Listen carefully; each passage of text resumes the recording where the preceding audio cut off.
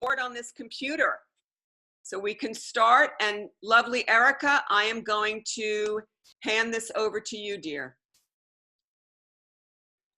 Thank you, Caroline. All right, so 1 second.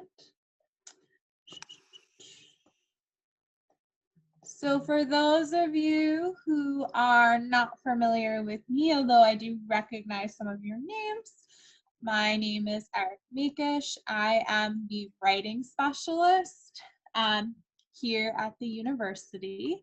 Today I'm going to talk to you about writing effectively, using sources successfully, and avoiding plagiarism. So the first thing is I just want to get a sense of how you approach writing. So in the chat box, if you want to just drop, a few sentences of, what do you do when you start to write? And I'm talking specifically about maybe like a larger project like your lit review or a thesis. And so thinking about how do you go through that? How do you start the process? What are your first steps? So in the chat box, share with me some of those first steps. You can enjoy our little cartoon here, which I find quite funny as, a sort of desire for everyone to want to write by just transferring the thoughts from your head onto the screen without having to do much work. So, type a few lines in the chat. Let me know how you approach writing, or even if you don't know how you approach writing, what your concerns and struggles with writing are. So we'll give you a few minutes and we'll have a little share.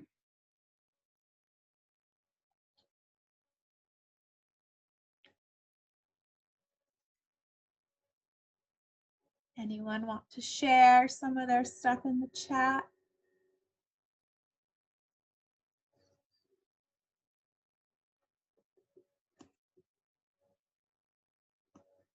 Okay, well, if no one wants to share, that's fine. We can continue to talk about some of the approaches to writing. So one of the things that I'm going to do, oh, Angelique, thank you. I find it hard to keep organized in writing. I just go with the flow. Yeah, that's a really great concern. I think especially in, depending on the length of your paper, of course, with a larger lit review, thesis, or dissertation that's going to be quite long. And organization can be a challenge. I think there are a lot of strategies as to how you can approach organizing your paper. And we're going to talk about some of those today. But yeah, that's a good concern. I often find myself, for me, it's just getting over the hurdle of starting. I think once I'm in the zone almost, it comes a bit more naturally. But, pushing myself to just sit down and actually get going can be a challenge. So when I think about writing, I often, and when I talk about writing and when I teach writing, I often start with just this general sense of rhetoric, because I think it's good to remind you of what writing is before we even get into the strategies of writing. So anything that you're going to write falls under the category of rhetoric. Essentially, rhetoric is simply some sort of communication. It could be visual, audio, written, and it has a purpose to it. So your lit reviews, your theses, your dissertations, they're all rhetoric. They all have a purpose. And in your, writing, you typically are influenced by these 5 particular elements of the rhetorical situation. And I think this is important to go over simply because you want to remind yourself of these elements as you start to write, as you start your project, and as you're continuing to revise throughout, because all of what you produce is going to be dependent on these 5 different pieces. right? So text is easily, all of you are writing, typing something out, not going to really change too much. But all of you are going to have different purposes, right? What is your actual goal here? Okay. If you're doing a thesis or a dissertation, you likely have done some sort of, project. And so you're not just you're talking about the project and whatnot, but what is the goal here? What is the takeaway? With your lit review, same thing, right? What is the takeaway? And this is something that your purpose should have been developed with your advisor, but it's important to remember that as you continue to write and as you go throughout, because sometimes I feel that when I read anything that's maybe longer than, say, 10 pages, I often see that students lose the focus on the purpose. We kind of forget what is our ultimate goal here. Why am I saying what I'm saying? And then similarly, what is the setting, right? Where are you writing this? We are obviously in 2020. Next year will be 2021. And how might that influence what you have to say, and how you say it is important. Who you are, right? What you know is going to influence. And then the really important one to always keep in mind is your audience. So of these 5 pieces, I think the purpose and the audience are probably the most important for you to always remember as you write. So that last one, audience, who is reading this? What, where is that product going to go? Is it going to your advisor? Is it going to a committee? Are you trying to then take this the next step further and maybe even try and get it published of some sort? What, who is going to be reading this? Who is going to be reviewing it? And this is a really important factor because obviously each person expects different things. And that's probably one of the hardest pieces of writing a thesis or a dissertation and whatnot, because you tend to have maybe 4 or 5 people who end up looking at it. And so they might all have different expectations of what will appear. And so this last one, I think it's just very important for you to have a conversation with whoever is going to be reading this, like what their expectations are for you. And this could be as simple as, how formal and academic, as I put it in quotation marks, does your grammar need to be? And I'll talk a little bit about that piece of, towards the end. But just to give you a sense, right, some professors are going to want, sort of more what I would typically call old school grammar rules. And some are a bit more lax. That doesn't mean that you're writing informally or you're using slang, but they're not going to have these maybe rules that seem a bit archaic sometimes. But it's important to recognize who is then actually reading it, so you write what you produce for that person, right? Otherwise, it's just going to be a waste of time. So purpose and audience, very important to consider as you start to brainstorm and as you write and revise. Similarly, you have to obviously think about what your genre is and what the genre is made up of. So this is a very important part of writing beyond just your purpose and your audience, but literally, what are you writing?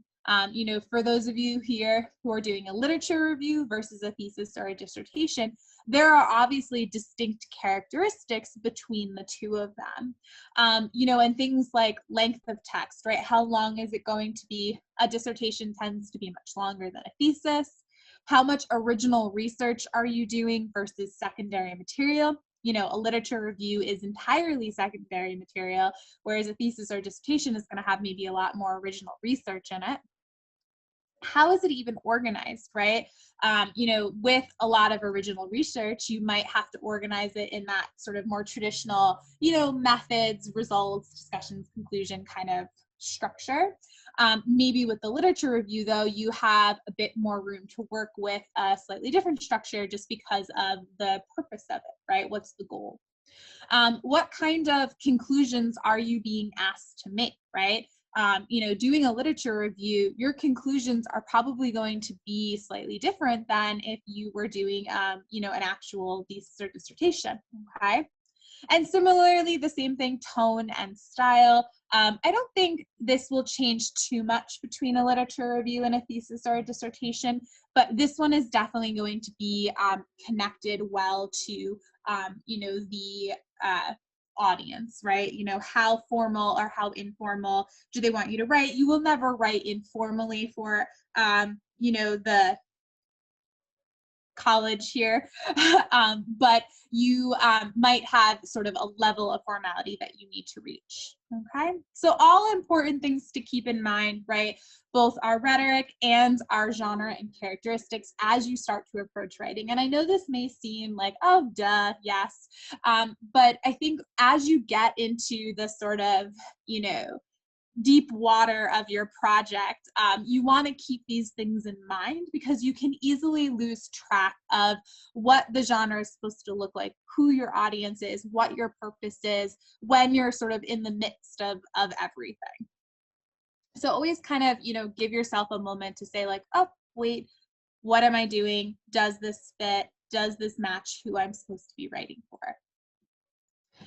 The big important piece of writing is just simply to recognize that it's not just a product, right? I don't just produce something and hand it in, but it is a process. And it's not something that is a linear process. It's also not something that is, while you do kind of have an end goal of a due date, it is a process that requires multiple steps.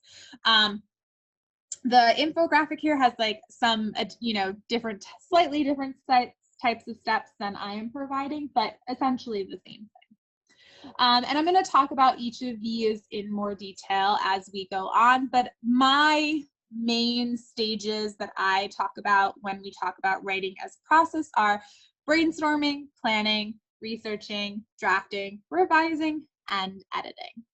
Okay. And as you can see here, right, in the little image, they have also seek feedback and improve and publish, which are similar. So the very first thing to keep in mind is that it is absolutely vital that you make a schedule for writing, just as if you make a schedule to go to class, to study for an exam, to plan out projects. You should be making a schedule to write. And I think it's very helpful to break up that schedule based on those stages. This is, not an absolute schedule you should stick to. Obviously, it depends on your timing and how much you need for each stage, but I thought I'd give you an example of something of a schedule, right? So maybe day 1, we brainstorm. Days 2 and 3, we research. Day 4, we plan. Days 5, 6, 7, and 8, we research, we plan again. Then we have lots of time to write and draft. We take a break, we revise, seek feedback again, edit, and then submit. And so I put this up here simply because I want to emphasize the fact that you should be planning your writing just as much as you do anything else. And it will also help you prevent losing time at the end, right? If you don't think about how much time you may need per section, you could get closer and closer to that due date and be like, oh my God, I don't have enough time to do enough revision. And that's super important. Okay, so just really, I would encourage you to make a schedule, a writing schedule.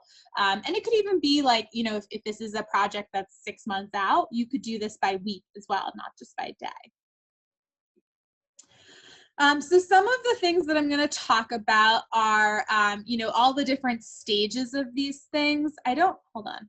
Yeah, okay. I kept off brainstorming simply because I think we all kind of understand what brainstorming is and how you do it. And at this stage, I am assuming all of you have already kind of started the brainstorming because you've submitted, talked with your advisor, came up with a plan for your project. So I think that's kind of already in the works.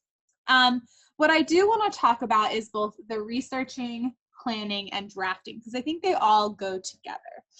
So obviously, I think the important piece is that you do want to make sure you research more than once, right? It's not just one day of research. And in fact, because this process tends to be a bit more circular, not just, from A to Z, you might have to go back and research again, repeatedly throughout the project as you find more information or as you start to write about what you're doing. Or even, if this is something that lasts 6 months, a year, maybe in 2 months, there's something new that's published and that you want to include. So it's always important to make sure that you are saving yourself that time. I always say that research is going to take you so much longer than you actually think it's going to do. So make sure to have that time built into the schedule. Of course, make sure your sources are reliable. If you're having trouble finding sources or figuring out what's reliable, use the library and the librarians and the resources provided to you. Okay. But importantly, think about how the sources can be useful. I think what happens a lot of times is we see the abstract and, it seems okay, it's like kind of on my topic. I think it's helpful to at least read the whole thing then, because you can get a sense of, well, what is this actually about? And maybe there are pieces here and there that are relevant to what I'm doing. I think it's always important to consider what pieces of the source are going to be useful to you, and not everything is always going to have the greatest use, all right? But it's up to you to make use of the source. Obviously, really important to stay organized. However you like to do this, I tend to do like a file system on my computer, but they have programs like RefWorks that will do this for you. And then it's always important, and I think this is really key, that you've read your sources before you start drafting. You want to make sure that you do planning and researching together, right? And so that's why in my schedule, I have sort of like a break in between the research for planning, because what you want to be able to do is you want to learn more, research, read some more about the topic, start to get a sense, then start to make an outline, a plan, then go back and do some more research, update that plan and outline, and keep moving forward until you've got enough of a meaty outline that you can actually begin writing. And this, of course, though, requires that you do that reading and that annotating as you go through. And this is also very important as you start to formulate your argument and your outline. And the reason why I break it up like this is because oftentimes I see especially with the literature reviews, because you're just, going over a lot of these studies and previous research, it ends up being just a hodgepodge of summaries with no connection between them, right? So I have study A, then you tell me what study B does, then you tell me what study C does, and so on and so forth. And there's no interaction between them. It's just literally, here's this, here's that, here's this, and then now I'm concluding. And that's not an effective literature review because you're not connecting the dots. Think of your audience. Your audience may be smart enough to understand the topic, but they are not there to make the connections between things. You are as the writer. You as the writer have to connect all of these different sources together. Maybe I'm smart enough to see the connections, but that's not your goal. That's not up to the reader. That's up to the writer. So how do we do that? We want to make sure that we're thinking holistically about our sources and synthesizing. It's kind of also why I recommend these two different types of outlines, one where you just kind of start with your brainstorming ideas and then you fill in more of the gaps as you go along, because it allows you to stay in control of your sources. Too often I see the sources end up dominating the structure of your paper. And you just have to remind yourself that you are the one in control of this. You are the one writing. You are the one who's created this purpose and this organization, and they are just there to add information to back back up your claims, to provide more data, okay? But they are not the ones creating the organization for you. So how do you want to work on that? You want to make sure that, and this is a very simplified version of this, I'm going to throw that out there, but I think maybe visually it can help to see it. But what's important to think about is that you want to think that your sources are having conversations with each other. So imagine we're in this giant mansion, okay?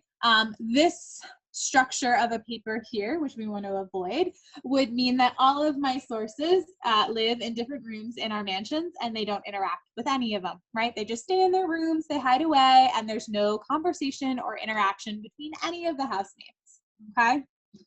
In this model, right, they come out of their rooms, they have discussions with each other, source A goes into source B's room, they have a conversation, they move to source C's room, and then they maybe all go into the parlor and have tea and have a further conversation. Maybe one of them gets mad and leaves the room and goes off to talk to another housemate. And I know this is a silly kind of metaphor, but the idea here is that you want to make sure that you are the one providing those connections, right? Because they're not housemates, they're not people, they can't have conversations with each other. So you are the one that has to put them in conversation. You have to show me why these things are connected. What do they add to each other? What do they disagree on? How do they build on it? Or how do they support each other? And all of those different elements are up to you to do, not the reader. Whereas I can certainly try and think about that as I read your summaries. If I'm just going to read your summaries, I might as well just go and look at the articles myself, right? It's the further information that you want to provide, okay? Of course, we don't want to forget to cite properly. I heard Caroline talking to you about your citation options. You typically do have your choices between APA, AMA. I don't think too many of you use the CSE, but you also have the GSBMS version. Honestly, if your advisor allows you to use APA or AMA, just stick to it. It's probably the easiest. Remember when you do your citations, we often say, don't forget to cite or do your citations, but that ends up meaning a lot more than just the actual in-text citation. I think this often refers to the larger context of formatting, right? How should the document look? The actual in-text citations, right? Are we using things in parentheses? Are we using footnotes or endnotes? And of course, your reference page. So just keep that in mind that oftentimes if we talk about citations, it can mean, oftentimes people use that word to mean, I think, all of these things, not just the physical in-text citation. So a little bit of a quiz, and I won't make you take this now. I'm just gonna actually, what I'll do is I will post this into the chat and at the end, and you guys can take the quiz as you like if you've not already taken the Turnitin quiz.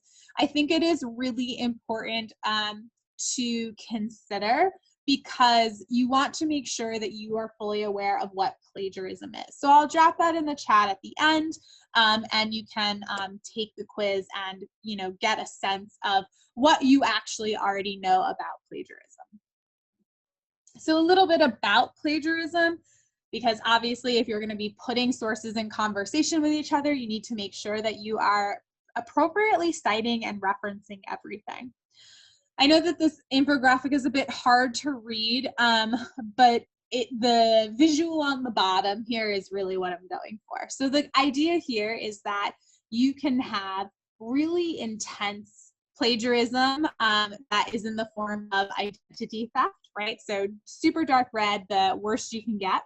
And then there is this sort of all the way to the yellow, half-hearted, mild plagiarism. The important piece here is that all of these things are still plagiarism, and it's just that sometimes it's intentional, sometimes it's unintentional, sometimes it's a small mistake, sometimes it's a big mistake. And a lot of this ultimately just comes down to time, right? What was the time that you spent to make your references, to make your citations, to make sure you're properly referring to them in your essay and whatnot. And that's, again, where that schedule comes in. Please note that even if you do things unintentionally, it is still considered plagiarism. So you want to make sure that you are double checking everything. Okay. So when and what do we cite? So there are 3 options for referencing works in your paper. I think paraphrasing here is the one that's often common. So as summary for you guys, you do not use direct quotes that often, but obviously a direct quote is you're replicating the original verbatim. Paraphrases, you're restating the original, and summary, you're restating the original again. The difference between paraphrasing and summarizing is simply the amount that you are paraphrasing or summarizing. Summarizing tends to come about the entire work, right? So I summarize an article, whereas paraphrasing, I paraphrase a few sentences or maybe a paragraph. So that's just scale-wise. You could be using direct quotes maybe once or twice, but typically your sort of genre does not, and your field does not really prefer direct quotes. They like paraphrases and summaries better. But just keep in mind that if you do need to pull something verbatim, it should have quotation marks around it. What is some of the information you need as you cite? Of course, things like article, authors and titles, the dates, volume, maybe issue numbers, page numbers, publication information. Many of these journal articles often have DOIs or URLs now. These are all different pieces that you need when you have to cite both in text and or in the references. It's important here to use your resources. There's lots of things out there that can help you cite properly. I'm not against students using like a program or software to help them with both in-text citation and the reference list. I just always will throw a word of caution. A machine is only a machine when we don't have anything yet that is super intuitive and that will double check its own work. And so you need to always check what the software or program you're using has produced, because it might not be accurate. It will just produce what you've given it. And so if you've given it stuff that's not fully correct or it not enough information, it's not going to necessarily produce the proper citation or reference. So I always say, go back, double check everything. It might save you the time of making like 75% of the citations and references, but you always want to do the last step yourself. Okay? So a little bit more just on those 3 options. Again, obviously with quotation, you're repeating the exact original. You want to make sure you use those quotation marks. Quotations always require citation. Oftentimes in many of these citation styles, you do actually even need a page number for things that are a direct quotation. And you often want to quote limited chunks of text. I've provided an example below. The example is simply designed to also recognize that you will not just drop the quote in. So it won't just simply start with take the time to understand what they're here to do, right? We want to introduce the quotation somehow so there is context and reference for what this is happening.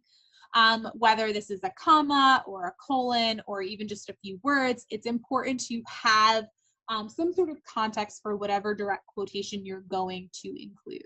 And again, this should be sort of more minimal in your work. But I think, in a 40-page document, maybe once or twice is fine. Paraphrase is obviously the one that you're going to probably be using a bit more of. And the tricky part with paraphrasing, as opposed to, say, summary, is the fact that paraphrasing ends up often having problems of word choice. So I'm actually going to skip forward to summary first, and then we'll work backwards to summary. So summary is obviously, I think, pretty basic. You are briefly reviewing what the main points or takeaways are from whatever you're summarizing. It's obviously significantly shorter than the original, and because you're summarizing large chunks, right? So I take an entire article or study and I summarize it down into a few sentences or a paragraph. Okay, you still need citation. You might need to indicate somehow where this information is coming from, depending on your citation style. How you put that attribution differs. So it's always important to review your particular choice of citation style to make sure you understand what to include. But the sort of, I think, just key factor to keep in mind is if I'm reading your paper, do I understand that what you're talking about all comes from this one source, or is this something you're saying, or is this from another source? So you just always want to make sure that it's clear where that information has come from. So the difference between summary and paraphrase is, again, simply this idea that paraphrasing is a smaller chunk of text. I provided an example below, and I think you can see how it can get difficult to paraphrase shorter pieces of text, because there's only so much you can change when you write something. And with the sort of great technological advances we've had, oftentimes what's probably happening is you have the article on one side of the screen, your paper on the other side of the screen, and you have difficulty distancing yourself from your original to your paper. This is something, I even struggle with. I find it very difficult to paraphrase, one or two sentences down to one sentence. I think, and my recommendation is often to approach paraphrasing from a maybe slightly larger chunk, right? So I take 3 sentences down to 1 or 2 sentences down to 1. And the idea there is just so that way it forces you to really change your words and structure because of what you're trying to fit into one sentence, right? You're not going to be as prone to replicating the original words if you have to remove stuff in order to shrink the amount of material, okay? Paraphrasing is not replacing words with synonyms. You want to quite literally have a brand new sentence. The sentence words are yours and yours alone, but the content has come from a source. And I think this is by far one of the hardest things for students to do. Understandably, I think it was probably a lot easier 30 years ago when you didn't have the ability to necessarily look at the original as you were typing, or even hit the, dreaded copy and paste. And then of course you always need citation. So that is direct quotation, paraphrasing, and summary. Again, what's important with all of these is that you make sure that you are properly attributing them to their original. It's clear who this information belongs to and where it came from. And one of the ways you can do that is actually also by working on your vocabulary. And so when you discuss studies or, people who, researchers did this, I think the quite common response is this found verb here. So, I can read a paper, a lit review, and it's, the researchers found this, the authors found that, the study found this, or the study concluded, and so a lot of these words tend to end up being very repetitive. And so one of the things that can be really helpful and push your paper and your writing to the next level is thinking about your vocabulary, right? So thinking about what words am I using and how can I pick a more specific word and verb to better reflect what is going on. And I think this even connects back to the idea of putting the sources in conversation with each other, right? If I want to talk about how this one study refuted the results of another study, I want to make sure that I use that word. That's powerful. That truly tells me what is happening, rather than me being like, study A found this, study B found this. That's not as strong and that's not as powerful of a voice. And I don't see the connection there. So not only will these words, I think, increase the sort of writing style that you have and improve the writing style, it will also help you connect everything together much more smoothly. So a couple ways to practice. I'm not going to really do these right now. What I can do is I'm going to go through kind of all of my slides, and then at the end, I'll put the Turnitin quiz. I'll put the practice up in the chat. If you want to practice them or do the quiz and then talk to me about it, that's how I'll end. But it's good if you are concerned about something like this and you want to practice, it's good to get some low stakes practice of summarizing in. And you could do it with something as simple as your favorite TV show, or you could do it with, some more basic articles. And the low stakes practice is just really important because you're not getting graded on it. It's not impacting anything. And it's just good to give you a sense of what you do well and what you could do better on before getting to sort of the big stakes assignment of your layer review or thesis. So then, of course, after we've done all of our researching, we've done all of our planning, we've made sure that we're going to paraphrase and cite and summarize appropriately. The big thing is obviously the writing, the actual drafting portion. So I put this quote up here simply because I think it's an important reminder that, you have to start somewhere, right? We can do all this researching, we can do all this planning, we can even prep some of our paraphrases, maybe in summaries, but you have to start somewhere. And Anne Lamott, she's a writer, and in her writing ethnography, Bird by Bird, she has this really great paragraph called Shitty First Drafts. Yes, that's what I said, shitty first drafts. And it's actually a really great paragraph. We don't have time to read it all today, but I would recommend you take a look at it. It's a really easy, quick read. And I think it's a nice, maybe like motivational sort of little chapter about writing, and especially about what a lot of people struggle with it, which is just simply the getting started. So here, almost all good writing begins with terrible first efforts. You need to start somewhere. Start by getting something, anything down on paper. A friend of mine says the first draft is the down draft. You just get it down, or in this case, on the computer. The second draft is the updraft. You fix it up. You try to say what you have to say more accurately. And the third draft is the dental draft, where you check every tooth to see if it's loose or cramped or decayed, or even, God help us, healthy. So again, sort of the message here is just, you have to start writing at some point. And it's fine if your first effort is terrible, because you have the beauty of revising. And that takes me to our next stage, revising and editing. So this will appear after you've already written some drafts and you want to start revising. Now, it's important to note here that I have separated out the words revising and editing for a reason. Revising is more holistic. I'm thinking about the structure, I'm thinking about the flow, I'm thinking about the content. For those of you who maybe write a bit more fluidly, you kind of like just go with the flow. Maybe you don't have a total plan in place as you begin writing.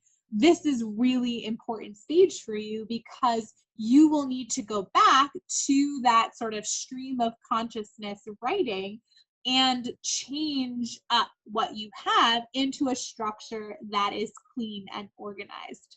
So, you would go and you'd write out what you have, and then you would probably take a bit more time to, switch paragraphs here, restructure this there, right? So you're even almost building the organization after you've already started, which is totally a fine way to do it. But that's an important stage if you have not already created a plan to begin with, which can be difficult with longer papers. The editing stage should only come after you are absolutely okay with what you have on paper. So the organization is fine, the structure, the content, the flow of everything, that is all okay. Then you can start to do your little like nitty gritty edits. As my favorite writing meme up here shows, right? It's pretty silly to edit something and then you have to go back and delete it once you reread the paper because you find that that whole paragraph didn't work for you or wasn't necessary, right? Why waste the time? Again, thinking about your schedule. As you revise and edit, please make sure you have multiple drafts. One of the downsides to our autosave features is that you don't actually get a new separate file. So you have to consciously make sure that you save, draft 1, draft 2, draft 3. So that way you can always go back to older drafts to find things you've deleted or changed or edited, and then you can include them in the final draft, right? Maybe you delete something from draft 1, but then by draft 4, you realize, oh, that actually might be helpful. Because remember, writing is fluid, writing is a process. And as we, go through everything, it's not going to be linearly clear. Some strategies for revising and editing. I often recommend that you wait a little bit between each stage. So you've drafted, you've produced your paper. Before you start to revise, sleep on it, right? Hit the reset button.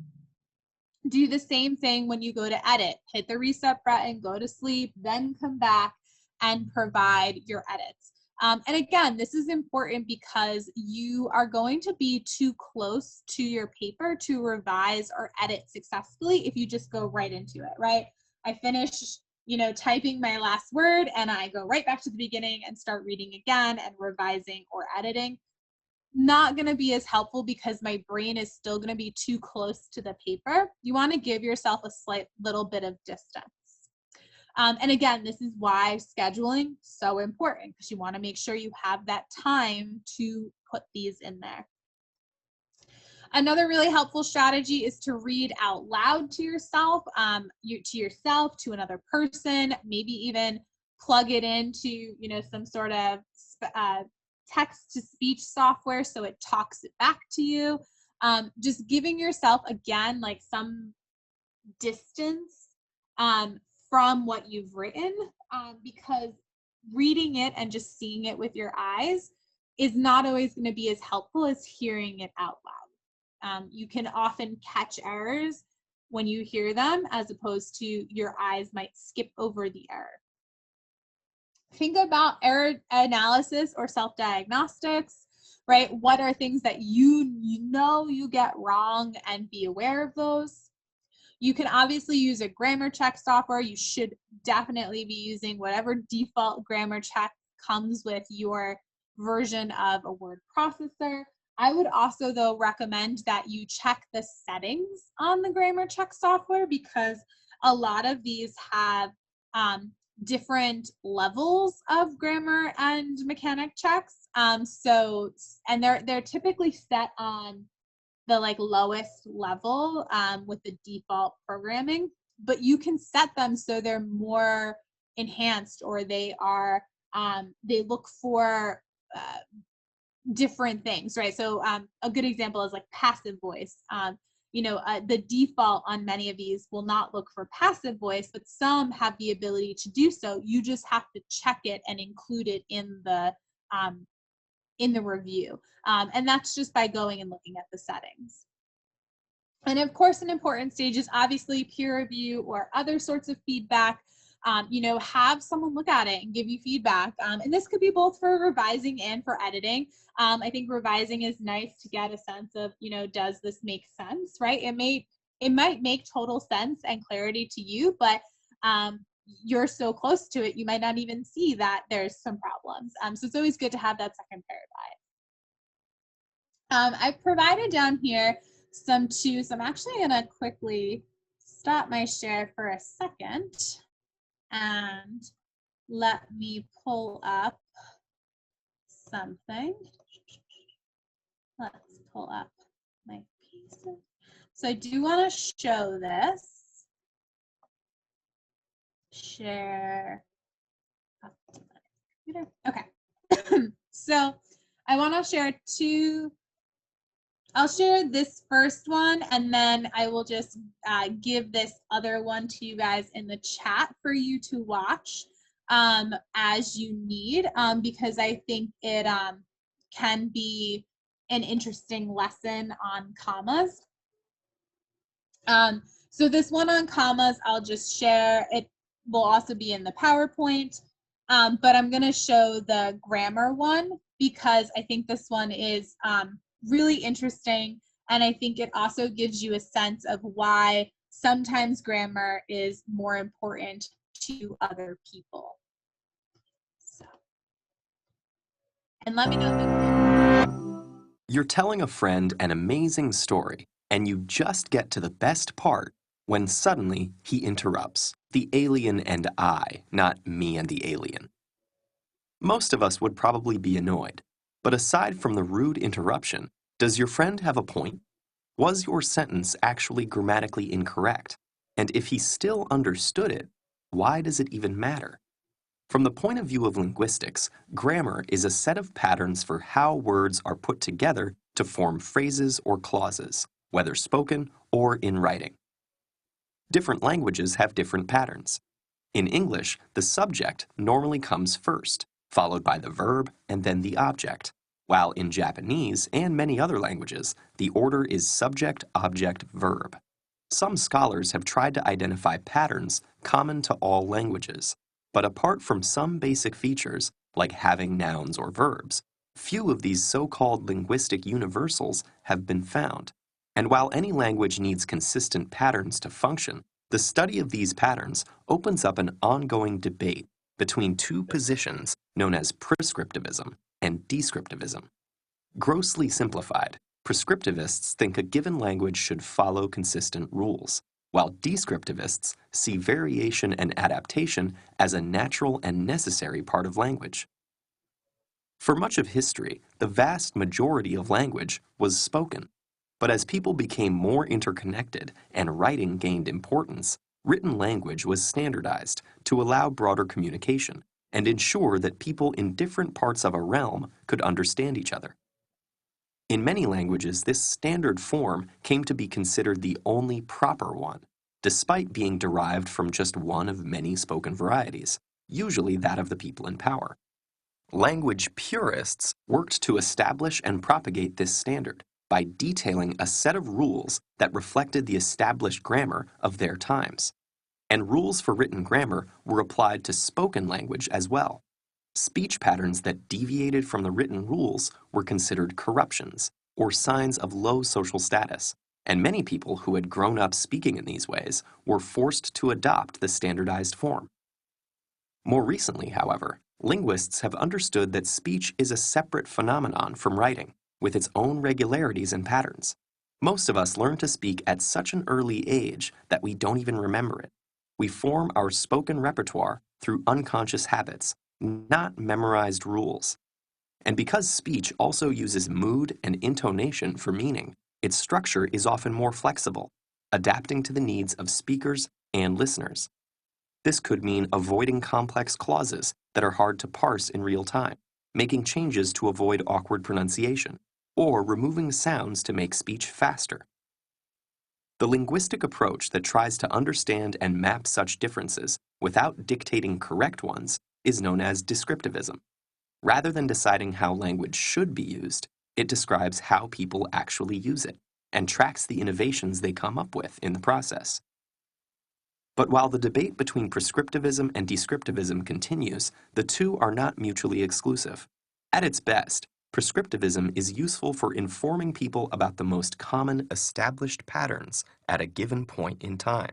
This is important not only for formal contexts, but it also makes communication easier between non-native speakers from different backgrounds. Descriptivism, on the other hand, gives us insight into how our minds work and the instinctive ways in which we structure our view of the world. Ultimately, grammar is best thought of as a set of linguistic habits that are constantly being negotiated and reinvented by the entire group of language users. Like language itself, it's a wonderful and complex fabric woven through the contributions of speakers and listeners, writers and readers, prescriptivists and descriptivists from both near and far.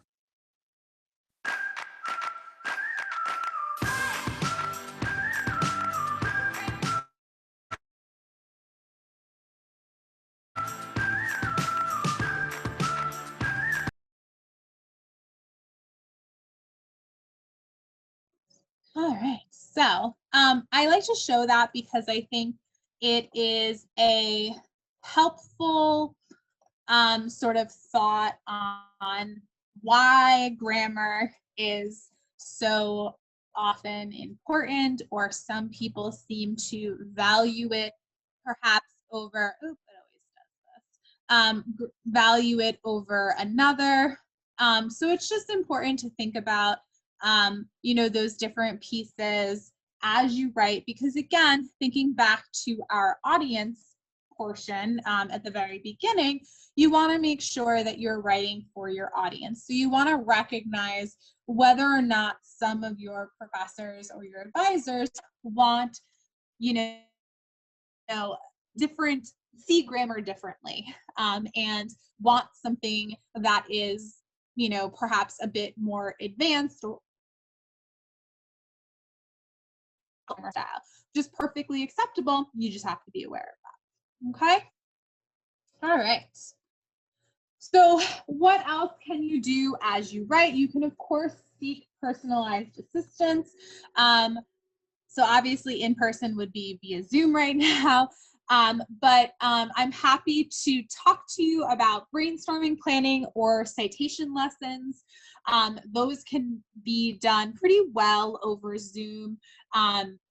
You can head to my Calendly link to make that appointment. For any sort of draft, I think the asynchronously is a bit more helpful. So the via Zoom is synchronous, right? We sit down, we chat about what's going on, or we go over a citation, that kind of thing. I can also talk to you about something after I send you a document back. But because oftentimes these lit reviews and theses or dissertations are quite long, it takes me obviously some time to go through it, and I might not have a full time to put this in just one day. So it's best to sort of send me a draft. I put it on my to-do list. I take a look at it. I make comments and track changes, and then send it back to you. At that point, you could make an appointment to talk to me about it if you had questions on some of the comments. But that typically tends to be the fastest route for drafts. But if you wanted to talk about brainstorming or planning or have a citation lesson, those can be done face-to-face. Remember, though, to keep deadlines in mind when you request feedback from myself or from your advisor, right? So you want to make sure you're giving them enough time to go over your work, right? If you're writing 50 pages, it's, 50 pages takes a while, right? I can usually do about 20 pages an hour, but that's pretty fast. And oftentimes that entirely depends on how distracted I am by other things going on. And so, it might take me 2, 4, 6 hours, depending on the length of your paper, also depending on how much I need to provide comments or edits. Obviously, the stronger the writing, the faster it goes. And the same thing with an advisor. So you want to make sure that you are giving the person giving feedback enough time to look at it and make comments, send it back to you to go over that, make revisions and edits again. So just keep that in mind as the deadline for these things come up, to not get so close to them. Again, back to scheduling. All right, so any questions at this point? I am going to drop in the chat. Let's close out of that. Some of the stuff that we went over today. If my screen wants to cooperate, there we go. Okay, so in the chat box, I'm going to put my email and my Calendly link in case you are interested. I am also going to put in those videos, both the video we watched and the video about commas, which I actually think is really, I like the comma video. I didn't watch it. You're welcome to watch it now if you'd like. I like the comma video because I think sometimes students really struggle with commas, and the woman who does the video has a really nice kind of like animated way of understanding commas and like when to use them, and I think she does a nice job of providing a visual for the commas. So I think if you're someone who's like a really visual learner, I think that is a great way to learn it.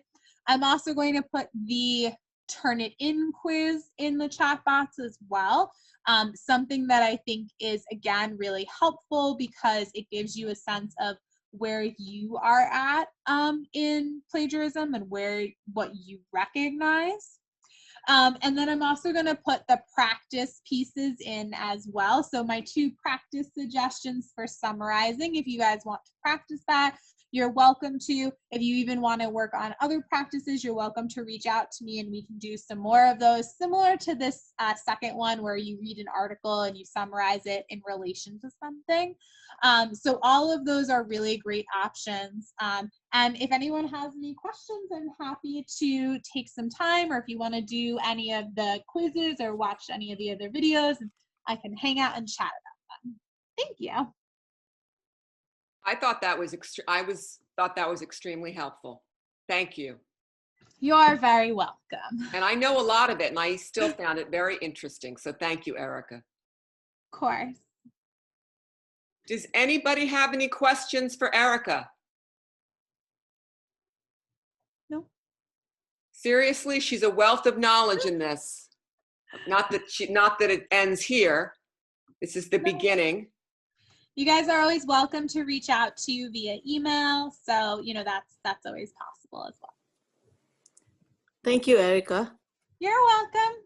Yes, thank you so much. Okay. Yeah, and I mean, if you do want further lessons, of course, send me an email or, you know, reach out. And, you know, I don't know what stages you're all at in the process, but of course, you know, you're welcome to send things to me. I know typically they're due like the beginning of April, end of March kind of time frame. So I often say if that's your deadline, try and send it to me by the beginning of March is, I think, like a good timeline.